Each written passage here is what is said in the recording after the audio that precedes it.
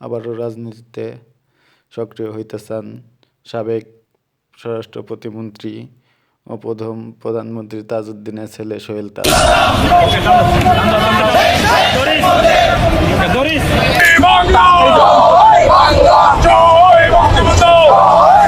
16 December বিজয় দিবসের প্রেক্ষাপটে সাবেক প্রধানমন্ত্রী শেখ হাসিনাকে বাংলাদেশে ফিরিয়ে আনার দাবি তুলেছেন বাংলাদেশের প্রথম প্রধানমন্ত্রী তাজউদ্দিন আহমদের পুত্র সোহেল তাজ এবং ক্রিকেটার মাশরাফি বিন মুর্তজা। আগামী 16 ডিসেম্বরকে কেন্দ্র করে আওয়ামী লীগ নেতাকর্মীরা তাদের সমাবেশের চেষ্টা চালিয়ে যাচ্ছে অত্যন্ত কৌশলে। এবারের সমাবেশে আওয়ামী লীগ কার্যক্রমের পাশাপাশি রাজধানীর মূল সড়ক এবং প্রবেশ মুখগুলোতে সতর্ক অবস্থান নেবে দলের নেতাকর্মীরা। সমাবেশের সফলতা নিশ্চিত করতে বিভিন্ন স্তরে নেতাকর্মীদের প্রস্তুতি নেওয়ার নির্দেশ দিয়েছে তাজউদ্দিন আহমেদের পুত্র সোহেল তাজ। এদিকে বিজয় দিবসের মাসে বিএনপির নেতাকর্মীরা বাংলাদেশের মুক্তিযুদ্ধ এবং মহান বিজয়ের প্রতি গভীর শ্রদ্ধা জানিয়েছেন। 10ই ডিসেম্বর অবশ্যই ঢাকায় সমাবেশ হবে এবং এই সমাবেশ থেকে নতুন স্বপ্ন দেখবে মানুষ। এই সমাবেশ থেকে মানুষ নতুন কর্মসূচি নিয়ে মাঠে আরো তীব্রভাবে ডাকবে। এদিকে 16 ডিসেম্বর বিজয় দিবসের দিনে শেখ হাসিনা দেশে ফিরে আসবেন কিনা তা এখনো নিশ্চিত নয়। যদিও বিভিন্ন আলোচনা এবং গুঞ্জন রয়েছে, কিন্তু সরকারি বা দলীয় পক্ষ থেকে কোনো আনুষ্ঠানিক ঘোষণা পাওয়া যায়নি। শেখ হাসিনা বর্তমানে বিদেশে অবস্থান করছেন, তবে তার দেশে ফিরে আসার সম্ভাবনা রাজনৈতিক পরিস্থিতি এবং দলের সিদ্ধান্তের উপর নির্ভর করবে। প্রিয় দর্শক, আরো বিস্তারিত জানুন পুরো ভিডিওতে। আসসালামু আলাইকুম রহমতুল্লাহি ওয়া বারাকাতুহু। সম্মানিত দর্শক, সাবেক প্রধানমন্ত্রী শেখ হাসিনা এখন ভারতে আছেন। আমরা যত নিকৃষ্টভাবে তার কথা বলি না কেন, তিনি পালিয়ে গেছেন এবং আমাদের যে মিডিয়াগুলো যখনই তার ব্যাপারে কোনো খবর বলতে চায়, প্রকাশ করতে চায়, এবং সে খবর যাকে বলা হয় যদি 30 সেকেন্ডের একটি খবর হয়, সেটিকে 3 মিনিটে টেনে নেওয়া হয় এবং 3 মিনিটের মধ্যে বলতে গেলে 2 মিনিটই সেই দৃশ্য দেখানো হয় যে তিনি হেলিকপ্টারে করে বাংলাদেশ থেকে চলে যাচ্ছেন, পালিয়ে চলে যাচ্ছেন। তো এই বিষয়গুলো আমাদের যে মিডিয়াগুলো, তারা কি শেখ হাসিনার পক্ষে করছেন নাকি বিপক্ষে করছেন, এই প্রশ্নটি এখন কেউ কিন্তু আমরা করছি না। কিন্তু বাস্তবতা হলো যে তার সেই যে উড়ে যাওয়ার, হেলিকপ্টারে করে উড়ে যাওয়ার যে দৃশ্য, এই দৃশ্য যতবার দেখানো হচ্ছে ততবারই কতগুলো প্রশ্ন সামনে চলে আসছে। তিনি যে হেলিকপ্টারে করে গেলেন, সেই হেলিকপ্টারটা কার ছিল? 2 নম্বর হলো যে তিনি যেখান থেকে গেলেন সেই সময়টিতে ওভাবে তাকে কারা পাঠালো, কেন পাঠালো? এরপর তিনি যে বাংলাদেশ থেকে ভারতে গেলেন, ইচ্ছা করলে তো আমরা কেউ ভারতে যেতে পারি না, সেখানে বাংলাদেশ থেকে যাওয়ার জন্য একটা প্রোটোকল লাগে, আবার সেখানে যারা গ্রহণ করবেন তাদের একটা প্রোটোকল লাগে। তো শেখ হাসিনার এই যে যাওয়া, ভারতে যাওয়া, এটা এমন নয় বা এটা সম্ভব নয় যে হঠাৎ করে তিনি তার মনে হলো যে আমি এখন ভারত চলে যাব, এটাও সম্ভব নয়। অথবা আমি এমন একটা অবস্থার মধ্যে পড়েছি, 1 মিনিটের মধ্যে আমাকে পালাতে হবে। এবং পালানো যে কথাটা, যখন মানুষ পালায় তখন একটা দিশে হারা হয়ে যায়, তার কোনো আশ্রয় থাকে না এবং পালানোর জন্য কোনো টার্গেট থাকে না। আগেকার দিনে রাজা বাদশারা যেটা পালাতেন, পালানোর জন্য একটা সুড়ঙ্গ তৈরি করে রাখতেন। তো সুড়ঙ্গের 3 থেকে 4টি দরজা থাকতো। যেমন ধরুন আমাদের লালবাগ দুর্গের যে সুড়ঙ্গটি বন্ধ আছে, কেন বন্ধ আছে? অবাক করা বিষয় যে আপনারা এটা নিয়ে এখনো অনেকে প্রশ্ন করেন, কিন্তু যারা লালবাগ দুর্গে গিয়েছেন সবারই অদম্য একটা আগ্রহ যে ওই যে সুড়ঙ্গ পথ যেটি দিয়ে পালানোর রাস্তা রয়েছে, তো সেই রাস্তাটার সন্ধান করা, খুঁজে বের করা, কিন্তু সেটা বন্ধ করা আছে। কেন বন্ধ করা আছে? এর কারণ হলো অনাদিকাল থেকে, অর্থাৎ সেই আদিকাল থেকে রাষ্ট্রের এমন কতগুলো গুরুত্বপূর্ণ বিষয়, যেমন বাংকার, রাজার পালানোর জায়গা, কিভাবে পালালেন, এগুলো একটা সিক্রেট, এগুলো সাধারণের কাছে সাধারণত খুলে দেওয়া হয় না। পৃথিবীর সব রাজপ্রাসাদে পালানোর জায়গা কিন্তু ছিল। সুলতান সুলেমানের প্রাসাদে ছিল, মুঘলদের যে লালকেল্লা সেখানে ছিল, তারপর বাংলাদেশের সকল প্রাসাদগুলোতে ছিল, সকল কেল্লাতে ছিল, কিন্তু এগুলো কোনো অবস্থাতেই জনগণের জন্য উন্মুক্ত করে দেয়া হয় না। এর কারণ হলো পালানের যে নিয়ম কানুন এবং কৌশল সেই 10,000 বছর আগের রাজারও যা ছিল, এখনকার যে রাজা তাদেরও কিন্তু ঠিক একই, কোনো 19-20 হয়নি। যে কাজেই জনগণের সামনে যদি এগুলো উন্মুক্ত করে দেওয়া হয়, আমাদের এখন বঙ্গভবন আছেন, ওখানে যদি কোনো কারণে প্রেসিডেন্ট সাহেবকে পালাতে হয়, তাহলে আপনি গিয়ে দেখবেন যে সেখানে সেইভাবে আয়োজন করা হয়েছে যেভাবে লালবাগ কেল্লায় আয়োজন করা হয়েছিল। সুবেদার আজম শাহ উনি যে লালবাগ কেল্লা দুর্গ নির্মাণ করেছিলেন মুঘল সম্রাট আওরঙ্গজেবের সন্তান এবং শায়েস্তা খাঁর মেয়ের জামাই। তো তিনি যে পদ্ধতি অবলম্বন করেছিলেন অলমোস্ট হুবহু ঠিক সেই পদ্ধতি গণভবনে, বঙ্গভবনে রয়েছে। অথবা আগ্রার যে দুর্গ কিংবা কলকাতার যে ফোর্ট উইলিয়াম দুর্গ, অথবা ধরুন দিল্লির লালকেল্লা, এরপর আপনি চলে যান ইংল্যান্ডের বাকিংহাম প্যালেস আর ফ্রান্সের এলিসি প্রাসাদ, প্রায় সব জায়গাতে আপনি পালানোর জন্য যে রাস্তাটি, পদ্ধতিটি একেবারে অলমোস্ট সেম। তো যার জন্য এই জিনিসগুলো সাধারণত জনগণের কাছে উন্মুক্ত করা হয় না, এগুলো খুব গোপনীয় একটা বিষয়। তো শেখ হাসিনা যদি পালাতেন তাহলে তিনি লোকচক্ষুর অন্তরালে চলে যেতেন। ওখানে পালানোর জন্য অনেক সুন্দর সুন্দর জায়গা গণভবনেও আছে, বঙ্গভবনেও আছে, মানে তাকে আপনি আর খুঁজে পাবেন না লোকচক্ষুর অন্তরালে। কিন্তু আমরা তাকে দেখেছি, তো সমস্ত ক্যামেরা সামনে হেলিকপ্টার করে তিনি চলে গেছেন সবার সামনে। তিনি নিজে গেছেন অথবা তাকে বাধ্য করা হয়েছে চলে যাওয়ার জন্য, এরকম। কিন্তু তিনি পালিয়েছেন। পালানো বলতে তাকে গোপন জায়গা দিয়ে গোপনে যেতে হবে যেন কেউ তাকে বুঝতে না পারে। অর্থাৎ তিনি যদি সফল হন পালানোর ক্ষেত্রে, তো সেক্ষেত্রে তিনি নতুন করে উদিত না হওয়া পর্যন্ত কেউ তাকে দেখতে পাবেন না কিভাবে তিনি পালালেন, তাহলে পালানো এই শব্দটি প্রযোজ্য হবে না। আর তিনি যদি ধরা পড়েন, পালানো অবস্থায় ধরা পড়েন, তখন যেখানে ধরা পড়লেন ওটি প্রকাশিত হবে। সাদ্দাম হোসেন পালিয়েছিলেন, তো তাকে একটা কবরের মধ্যে থেকে বের করা হলো। তারপরে গাদ্দাফি পালিয়েছিলেন, তাকে একটা পরিত্যক্ত বাড়ির মধ্যে থেকে বের করা হয়েছিল।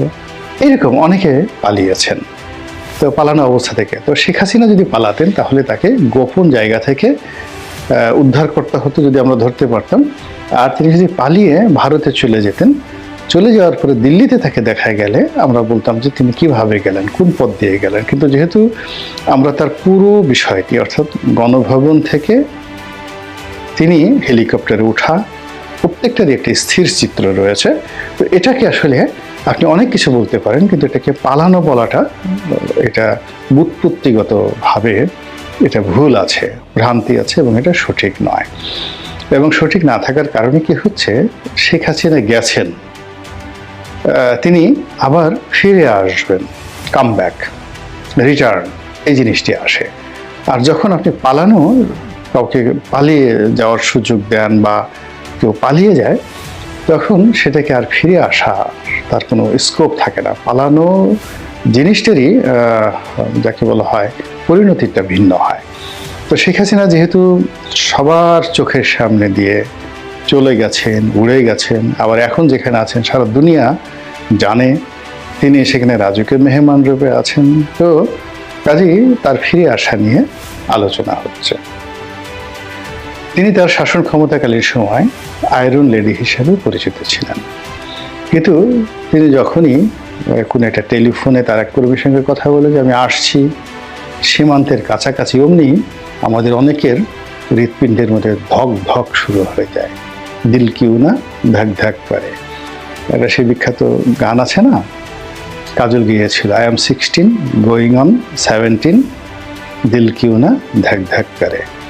তো যখন কিশোর বয়স থাকে, কিশোরী বয়স থাকে, তখন প্রেমের যে তাড়না, সেই প্রেমের তাড়নায় মানুষের হৃদয়ের মধ্যে একেবারে উথাল পাথাল করে।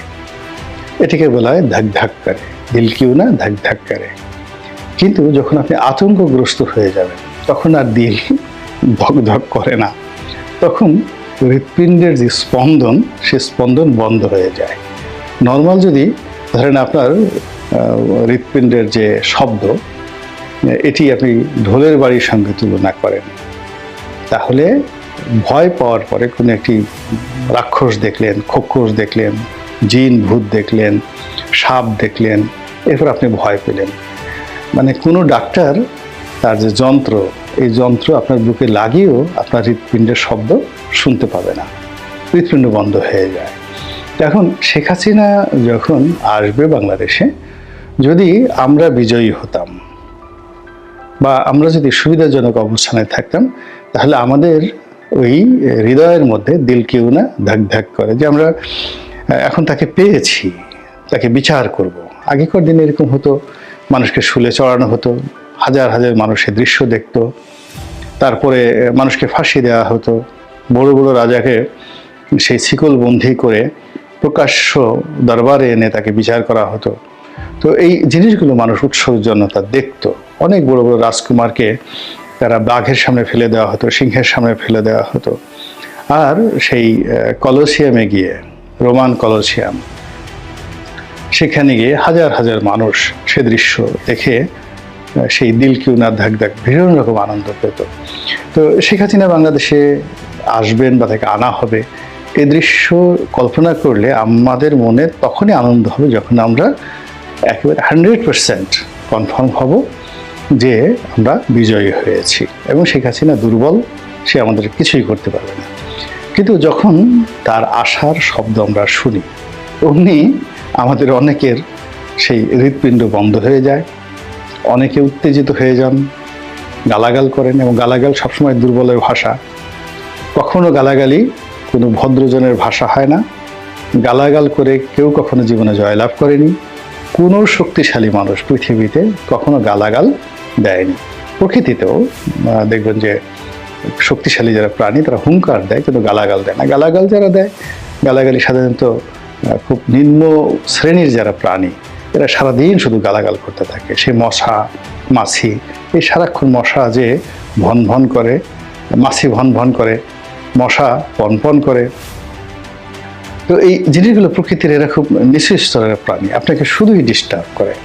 তো যখন শেখ হাসিনার আসার কথা শুনে কেউ অশ্লীল শব্দ উচ্চারণ করে, তাকে কুরুচিপূর্ণ ভাষায় গালাগাল করে, ইট মিনস সে তার যে বিরক্তি এবং সে তার ভয়, সে তার আতঙ্ক, কোনো কিছু সে আর চেপে রাখতে পারছে না। বা তার পায়ের যে আমরা যে হিন্দিতে বলি দিল কি ওনার ধাক ধাক করে, তো তার অবস্থা হয়ে যায় যে ওই তার যে ঠ্যাং ধাক ধাক করে কাঁপতে থাকে, ঠক ঠক করে কাঁপতে থাকে, হাত পা ঠক ঠক করে কাঁপতে থাকে। এবং সেগুলো লুকোনোর জন্য আমরা কি করি, আমাদের শীতের মধ্যে যখন খুব যাকে বলা হয় দাঁতে দাঁতে ঠক ঠক করে শব্দ হয়, তখন আমরা সেগুলো ঢেকে রাখার জন্য কি অবস্থা করি, গরম কাপড় দিয়ে চাপিয়ে থাকি, নিজেরা কাঁপতে থাকি, এরকম একটা ভাবসাব। তো এরকম শেখ হাসিনার আসার কথা শুনে যারা গালাগাল দেন, তারপরে যারা বাজে শব্দ উচ্চারণ করেন, হুঙ্কার দেন, হ্যাং করেঙ্গা, ত্যাং করেঙ্গা, লাঠিকা আন্দার, মুগুর ভারেঙ্গা, এই সমস্ত কথাবার্তা বললেন, এগুলো মূলত এক ধরনের দুর্বলতা, অস্থিরতার যে অবস্থা। তো যাই হোক, এনিওয়ে, এখন শেখ হাসিনা আসবেন কি আসবেন না এটা পরের ব্যাপার।